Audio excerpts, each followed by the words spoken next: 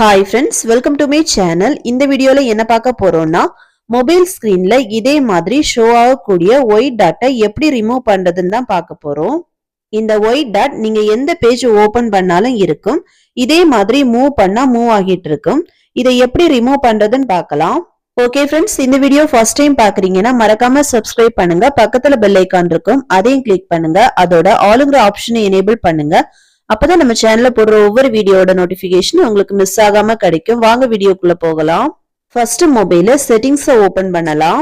Next டாப்ல இருக்கிற search பார்ல கன்வீனியன்ஸ் டூல்ஸ்னு சர்ச் பண்ணலாம்.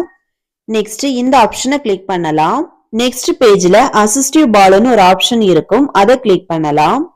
நெக்ஸ்ட் பேஜ்ல அசிஸ்டிவ் பால் ஆப்ஷன் இருக்கும். அது எனபிளா இருந்துச்சுன்னா அசிஸ்டிவ் பால் நீங்க ஓபன் பண்ற எல்லா பேஜ்லயுமே ஷோ ஆகும்.